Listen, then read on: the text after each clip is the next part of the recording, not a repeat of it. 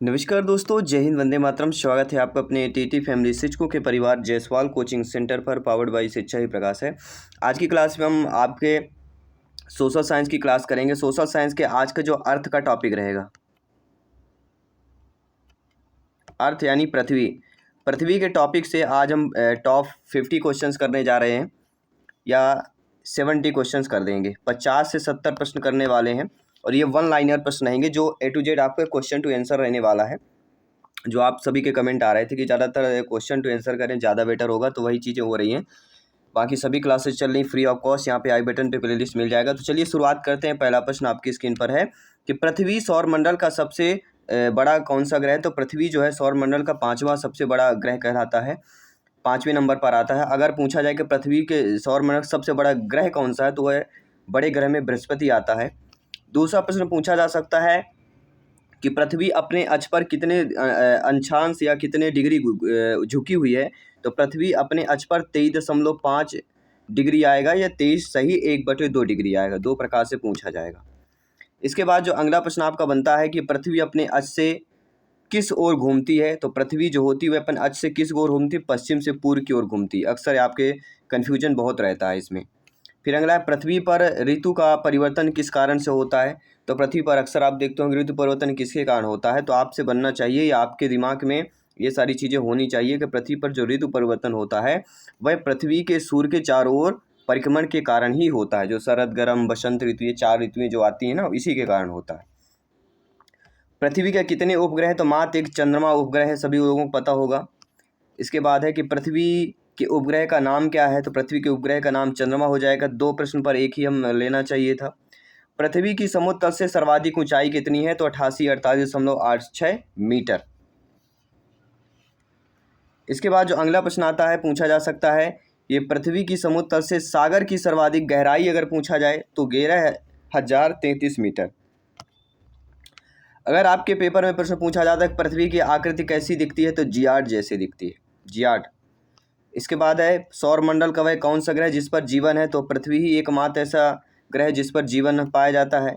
पृथ्वी का विषुवतीय व्यास कितना है, ये प्रश्न पूछा जा सकता है। 1 नंबर पक्का करने वाला प्रश्न है। तो 12,742 किलोमीटर। यह पृथ्वी के विषुवतीय व्यास अगर पूछा जाए तो विषुवतीय व्यास हो जाएगा। इसके बाद है पृथ्वी का ध्रुवीय व्यास कितना होता है। तो पृथ्वी का ध्रुवीय व्यास 12,714 होता है, और विषुवतीय व्यास 12,742 होता है। तो ये अंतर है। अगर एग्जाम में आए तो इन दोनों का अंतर जो है आपको समझ में आना चाहिए कि क्या क्या चीज़ें अंतर पूछी जा रही हैं। पृथ्वी सूर्य से दूरी में कौन सा क्रम आता है। पृथ्वी सूर्य से दूरी में कौन सा क्रम आता है। अगर ये एग्जाम में प्रश्न आता है तब आपका जवाब होना चाहिए सूर्य के क्रम में तीसरे स्थान पर आता है।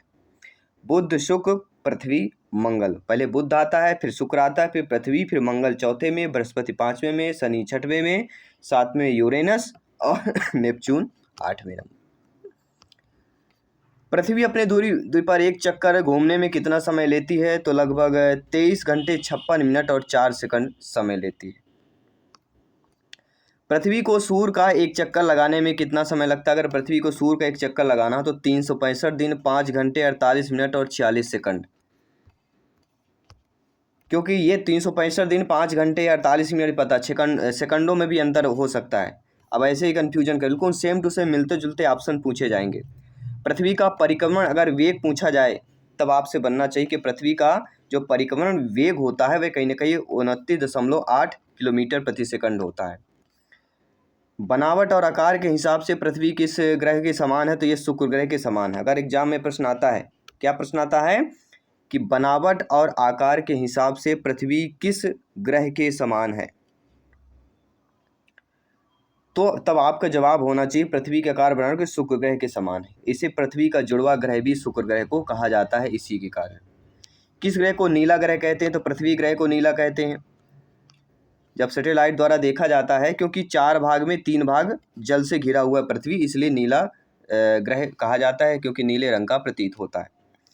पृथ्वी का कक्ष अपनी कक्षा के सापेक्ष कितनी डिग्री का कोण बनाता है। तो पृथ्वी का जो कक्ष होता है अपनी कक्षा के ही सापेक्ष 66.5 डिग्री जो है कोण बनाता है, या 66 सही 1/2, मतलब 66.5 डिग्री की बात कर रहा हूँ। अगला कि सूर्य के बाद पृथ्वी के सबसे निकट तारा कौन सा है। अगर तारा पूछा जाए कि सूर्य के बाद पृथ्वी के सबसे निकट तारा कौन है तो वह प्रेक्सिमस सेंचुरी कहलाता है। क्या हो जाएगा, अक्सर ये पूछा जाता है, कई कॉम्पिटिटिव एग्जाम में पूछा भी गया है कि सूर्य के बाद पृथ्वी के सबसे निकटतम तारा कौन सा है, तो सूर्य है, सूर्य के बाद फिर प्रोक्सिमा सेंचुरी इधर राइट आंसर हो जाएगा, जो 4.244 प्रकाश वर्ष दूर है पृथ्वी से। और यह तारा अल्फा सेंटारी तारा प्रणाली का हिस्सा कहलाता है। ये एक लाल बौना तारा कहलाएगा। अगर कुछ प्रोक्सिमा सेंचुरी जो है किस प्रकार का है तो लाल बौना तारा कहलाता है, और इतना धुंधला है कि नंगी आंखों से देखना मुश्किल है। तो इसे क्या किससे देखा जाता है, सभी लोग बताइएगा। इस प्रकार के तारों को किससे हम देखते हैं, किस उपकरण द्वारा तारों को देखा जाएगा, ये आपको कमेंट करके हमें बताना है। चंद्रमा का प्रकाश पृथ्वी पर कितने समय में पहुंचता है, ये भी बहुत इंपॉर्टेंट प्रश्न है। चंद्रमा का प्रकाश पृथ्वी पर कितने समय में पहुंचता है, सारे प्रश्न इंपॉर्टेंट है तो ये जब बनना चाहिए। अब यहाँ पे तो आंसर लिखा हुआ है, आप लोगों को दिख भी रहा होगा 1.3 सेकंड, लेकिन एग्जाम में ऐसा नहीं होने वाला है। एग्जाम में ध्यान रखिएगा, चंद्रमा का अपना प्रकाश नहीं होता है, ये ध्यान रखना है। सूर्य के प्रकाश को यह परावर्तित करता है, और प्रकाश की गति चंद्रमा में अगर लगभग देखा जाए तो कितनी होती है, 3 लाख या 3 × 10⁵ कर दीजिए किलोमीटर प्रति सेकंड होती है। चंद्रमा और पृथ्वी के बीच की औसत दूरी 3,84,400 किलोमीटर है, इसलिए प्रकाश को चंद्रमा से पृथ्वी पहुंचने में 1.3 सेकंड का समय लग जाता है। पृथ्वी और चंद्रमा के बीच किस बल के कारण समुद्र में ज्वार भाटा आता है, तो पृथ्वी और चंद्रमा के बीच एक बल होता है जिसके कारण ज्वार भाटा आता है, वह है गुरुत्वाकर्षण बल। याद रखिएगा, ये प्रश्न आ सकता है। सूर्य से पृथ्वी की दूरी कितनी है, ये भी बहुत अच्छा प्रश्न है। सूर्य से पृथ्वी की दूरी, तब आपका जवाब होना चाहिए 149.6 मिलियन किलोमीटर, या लगभग 150 मिलियन बोल देते हैं, या 93 मिलियन मील। 93 मिलियन मील में आता है, तो फिर 93 मिलियन मील करना है, और एग्जैक्ट 149.6 मिलियन है। कभी कभी 150 मिलियन भी ऑप्शन में आते हैं, ठीक है। इसके बाद बढ़ते हैं अगले प्रश्न की, रात में दिखाई देने वाला सबसे चमकीला तारा कौन सा है, वह साइरस। क्या जवाब देना है, रात्रि में दिखाई देने वाला सबसे चमकीला तारा कौन है। आपके एग्जाम में 4 ऑप्शन दे दिया जाएगा, तो वह कौन सा हो जाएगा, साइरस या सीरियस। ये कैनिस मेजर तारामंडल में स्थित है, इसे डॉग स्टार के नाम से भी प्रसिद्ध, अगर आ जाए तो इसको किस नाम से जाना जाता है, डॉग स्टार, याद रखिएगा, डॉग स्टार के नाम से जाना जाता है, ठीक है। ये आप शायद सीन में देख भी पा रहे होंगे। चलिए बढ़ते हैं अगले प्रश्न की तरफ। सभी लोगों को समझना है, हर एक क्वेश्चन को समझना है और फीडबैक करते रहना है, क्योंकि सिलेक्शन यहाँ पे सर्वोपरि है। पृथ्वी का जलीय भाग कितना है, तो 4/3 भाग जलीय है, मतलब लगभग आपके 71% जलीय भाग है, और 29% कितना होगा, स्थलीय भाग है। इसके बाद अक्सर प्रश्न आता है पृथ्वी का स्थलीय भाग है, तो 29, ये हम बता चुके हैं, दोनों प्रश्न हम एक साथ बता दिए हैं। अगला, पृथ्वी का औसत घनत्व कितना है, ये भी अच्छा प्रश्न पूछा जा रहा है। पृथ्वी का औसत घनत्व कितना है, ये हम सभी से बनना चाहिए कि पृथ्वी का औसत घनत्व लगभग 5.52 ग्राम प्रति घन सेंटीमीटर है, या कभी कभी 5.51 ग्राम घन सेंटीमीटर भी लिखा होता है, ठीक है। तो एग्जैक्ट सारी चीज़ें आपको पता चल रही हैं। इसके बाद बढ़ते हैं अगले प्रश्न की तरफ। इस सर्वप्रथम किसने कहा था पृथ्वी गोलाकार है, पाइथागोरस ने ही कहा था। पा से पृथ्वी, पा से पाइथा। पृथ्वी पर दिन रात किस कारण होते, तो पृथ्वी को अपनी अक्ष पर घूमने के कारण ही दिन रात होते हैं, क्योंकि अपने अक्ष पर घूम रही है। पृथ्वी किन 2 ग्रहों के बीच स्थित है, तो शुक्र और मंगल, बुध शुक्र पृथ्वी और मंगल। पृथ्वी की आयु किस विधि द्वारा निर्धारित की जाती है, तो यूरेनियम डेटिंग विधि। ये भी इंपॉर्टेंट, ये पूछा जा सकता है कि पृथ्वी की आयु किस विधि द्वारा निर्धारित की जाती है, यह भी बेस्ट क्वेश्चन है वैसे, ध्यान रखिएगा। तो रेडियोमेट्रिक डेटिंग विधि होता है या यूरेनियम डेटिंग विधि। यह विधि चट्टानों और खनिजों में मौजूद जो रेडियोधर्मी तत्व होते हैं उनके क्षय की दर को मापकर ज्ञात किया जाता है। पृथ्वी का ध्रुवीय व्यास उसके विषुवतीय व्यास से कितना कम है, तो पृथ्वी का जो ध्रुवीय व्यास है उसके विषुवतीय व्यास से कितना कम है, तो लगभग 43 किलोमीटर कम। ये भी प्रश्न पूछा जाता है कि पृथ्वी का ध्रुवीय व्यास उसके विषुवतीय व्यास से कितना कम है। तो ये जानना जरूरी कि पृथ्वी का ध्रुवीय व्यास भूमध्य रेखा पर मापा गया जो व्यास कहलाता है वह 12,756 किलोमीटर है। ये भूमध्य रेखा पे। और ध्रुवीय व्यास अगर पूछा जाता तो 12,714 है। ध्रुवीय व्यास 12,714 है और पृथ्वी को भूमध्य रेखा पर 12,756। तो अंतर कितना हुआ? सभी लोग घटाइए सभी लोग। पृथ्वी के अंदर की संरचना के अध्ययन को क्या कहते हैं? भूगर्भ शास्त्र कहते हैं। पृथ्वी के अध्ययन को भूविज्ञान कहा जाता है। पृथ्वी के पलायन का वेग, ये भी इंपॉर्टेंट क्वेश्चन है कि पृथ्वी का पलायन वेग कितना है। तो पृथ्वी का जो पलायन वेग कहलाता है लगभग 11.2 किलोमीटर प्रति सेकंड के आसपास है। और इसका मतलब होता है किसी वस्तु को पृथ्वी के गुरुत्वाकर्षण से बचने के लिए उसे 11.2 किलोमीटर प्रति सेकंड गति से ऊपर की ओर प्रक्षेपित करना होगा। पृथ्वी पर विशाल भूखंड का नाम क्या है? ये भी अच्छा है। पौंजिया, क्या आपने नाम कभी सुना है? पृथ्वी का विशाल भूखंड का नाम क्या था?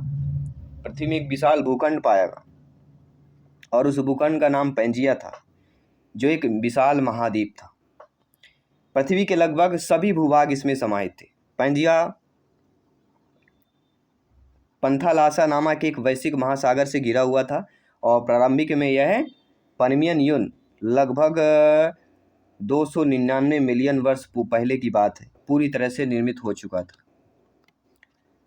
पृथ्वी पर जी का मान सबसे कम कहाँ होता है? ये भी अच्छा प्रश्न है। पृथ्वी पर जी का मान सबसे कम कहाँ होता है? अब आपके एग्जाम में आ गया कि पृथ्वी का जी मान सबसे अधिक कहाँ होता है, तो आप बोलेंगे कि सर त्वरण का मान कम आपने बताया था और एग्जाम में अधिक आया था, दोनों जानना जरूरी है। पृथ्वी पर गुरुत्वाकर्षण के कारण त्वरण अर्थात जी का मान भूमध्य रेखा पर सबसे कम होता है और इसीलिए पृथ्वी पूरी तरह से गोल नहीं बल्कि ध्रुवों पर थोड़ी चपटी हुई है, भूमध्य रेखा पर उभरी हुई है। भूमध्य रेखा पर पृथ्वी की त्रिज्या सबसे अधिक होती है और ध्रुवों पर पृथ्वी की त्रिज्या सबसे कम होती है। ठीक है, तो कहाँ पे होती है पृथ्वी की त्रिज्या सबसे अधिक? भूमध्य रेखा पर, और ध्रुवों पर कम होती है। बढ़ते हैं साथियों अगले प्रश्न की तरफ। पृथ्वी पर जी का मान सबसे अधिक तो ध्रुवों पर होता है, ये हम दोनों चीज़ें हो गई। भूमध्य रेखा पर कम होगा और ध्रुव पर अधिक होगा। पृथ्वी पर जी का प्रमाणिक मान कितना होता है? तो 9.8 मीटर प्रति सेकंड होता है। पृथ्वी अपने अक्ष पर घूमना बंद कर दे तो क्या होगा? अक्सर आपने कभी सोचा है? पृथ्वी अगर मान लीजिए अपने अक्ष पर ही घूमना बंद कर दे तो क्या होगा? दिन रात होना ही बंद हो जाएगा। पृथ्वी पर दैनिक घूर्णन की गति सबसे अधिक कहाँ होती है? तो भूमध्य रेखा पर होती है, हम कई बार आपको बता चुके हैं। पृथ्वी का जियायड आकार किस कारण है? घूर्णन के कारण ही इसका आकार जियायड के आकार के अकॉर्डिंग है। और पृथ्वी के सर्वाधिक नज़दीक तारा है तो वह सूर्य ही, हम बता ही चुके हैं। और सूर्य के बाद दूसरा कौन सा? हम पिछले प्रश्न कर चुके हैं, ये सभी लोग बताइए। सूर्य के बाद दूसरा कौन सा नज़दीक तारा है पृथ्वी के? सूर्य का प्रकाश पृथ्वी तक पहुंचने में कितना समय लगता है? तो 8 मिनट 16 सेकंड लगते हैं। एक जीवधारी के रूप में पृथ्वी का वैज्ञानिक नाम ग्रीन प्लैनेट। विश्व पृथ्वी दिवस कब मनाया जाता है? 22 अप्रैल को। ये सीटीईटी में, एमपीटीईटी में कई बार पूछा गया, लेकिन विश्व पृथ्वी दिवस इस बार नहीं आएगा क्योंकि काफ़ी टफ सिलेबस है, लेकिन फिर भी जान लीजिए पूछा जा सकता है, कुछ नहीं कहा जा सकता। विश्व पृथ्वी दिवस 22 अप्रैल। सूर्य के बाद पृथ्वी का सबसे नज़दीकी तारा प्रोक्सिमा सेंचुरी है, ये बता ही चुके हम, दोबारा रिपीट कर रहे हैं ताकि आपसे बनना चाहिए, सिलेक्शन मिलना चाहिए। सूर्य का आकार पृथ्वी से कितना है? तो सूर्य का आकार पृथ्वी से लगभग 109 गुना है। पृथ्वी का सबसे ऊपरी परत सियाल कहलाती है, ये कई बार हम बता चुके हैं, तो पृथ्वी की परतों के बारे में भी आगे चर्चा करेंगे। पृथ्वी पर किसी पिंड का भार अधिकतम कहाँ होता है? तो ध्रुवों पर होता है। अधिकतर पिंड का भार की अगर मैं बात करता हूँ, पृथ्वी से पूर्व की ओर खींची गई जो काल्पनिक रेखाओं को क्या कहा जाता है? उसे ये अक्षांश रेखा कहते हैं। पृथ्वी अगर जो है इसमें पश्चिम से पूर्व की ओर जो रेखाएं खींची जाती हैं, जैसे आपकी ये पृथ्वी हो गया, ये पश्चिम से पूर्व ऐसी ऐसी जो रेखाएं खींची जाती हैं इनको अक्षांश रेखाएं कहते हैं, और जो उत्तर से दक्षिण खींची जाती है उन्हें देशांतर रेखा कहते हैं। ठीक है, इन दोनों रेखाओं के बारे में जानकारी होना बहुत जरूरी है। पृथ्वी पर दो अक्षांशों के बीच की न्यूनतम दूरी 111 किलोमीटर होती है, कई बार बता चुके हैं। पृथ्वी पर देशांतर रेखाओं की संख्या कितनी है? तो 360 है, यानी 1 डिग्री पर एक होता है, तो टोटल 360 है, तो 360 देशांतर रेखाएं हो जाती हैं।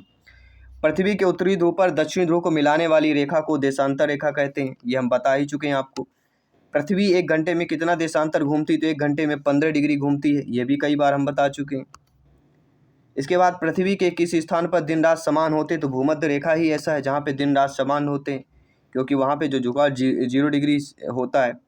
पृथ्वी पर एक देशांतर से दूसरे देशांतर के बीच का कितना समय लगता है, तो 4 मिनट का समय लगता है देशांतर में। पृथ्वी सूर्य की परिक्रमा किस आकार में करती है, तो दीर्घ वृत्ताकार में करती है, ये भी एक प्रश्न है। पृथ्वी अपनी कक्षा में सूर्य की परिक्रमा करते हुए कब सूर्य से बहुत दूर चली जाती है, तो 4 जुलाई को सूर्य को बहुत से दूर चली जाती है।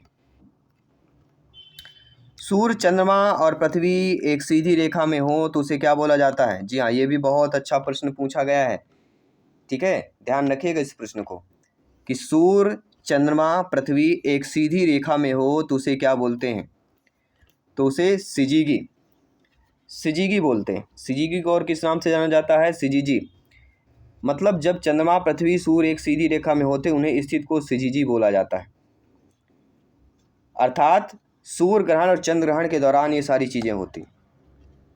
इसके बाद बढ़ते हैं अगले प्रश्न की तरफ कि जब पृथ्वी, सूर्य और चंद्रमा के बीच आती है तो क्या कहते हैं। जब पृथ्वी सूर्य और चंद्रमा के बीच आ जाती है तो उसे चंद्र ग्रहण कहा जाता है।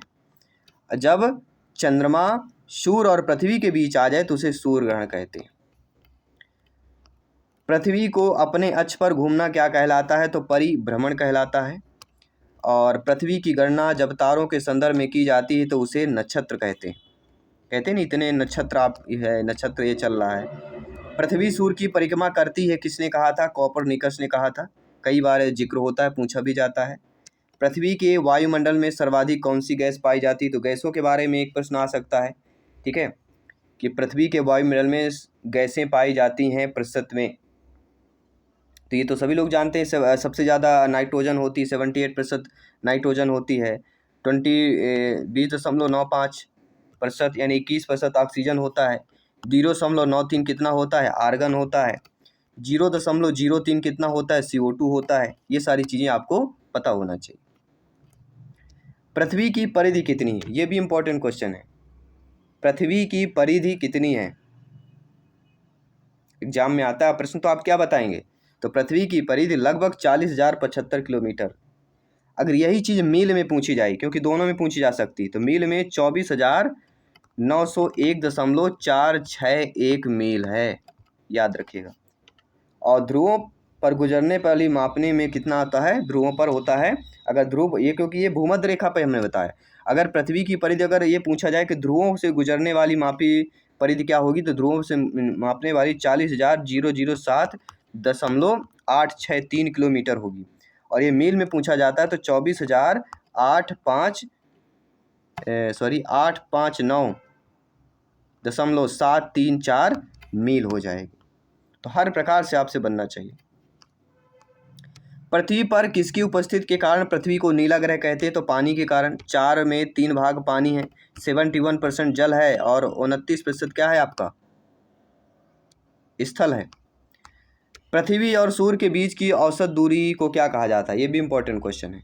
पृथ्वी और सूर्य के बीच औसत दूरी को क्या कहते हैं। अगर ये मान लीजिए प्रश्न आता है आपके एग्जाम में, तो आपसे क्या कहना चाहिए, आपको क्या बोलना चाहिए कि पृथ्वी और सूर्य के बीच की औसत दूरी को खगोलीय इकाई कहते हैं।